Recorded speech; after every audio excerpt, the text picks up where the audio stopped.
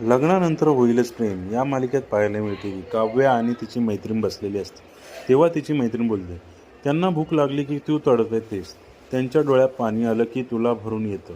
हे प्रेम नाही तर काय आहे काव्या? त्यावर काव्या रिॲक्ट होते.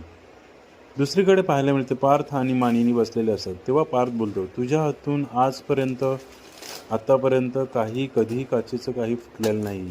निसटलं. तेव्हा मानिनी बोलते, निसटलं माझ्या हातातून ना. तर पार्थ बोलतो, मी कुठे म्हणालो तू मुद्दाम फोडलंस असं? काय चाललंय आई तुझ्या मनामध्ये? तेव्हा मानिनी बोलते, खरंच सांगू?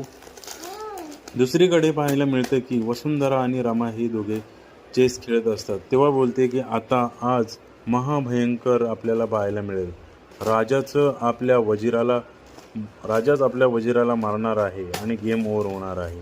पुढे पाहायला मिळेल की जीवा आणि त्याचं जो पार्टनर आहे त्यांच्यामध्ये काय घडणार ते, आणि रमा आणि वसू हत्या काय करणार ते तर पाहायला विसरू नका. लग्नानंतर होईलच प्रेम या मालिकेत पाहायला मिळते की काव्या आणि तिची मैत्रीण बसलेली असते. तेव्हा तिची मैत्रीण बोलते,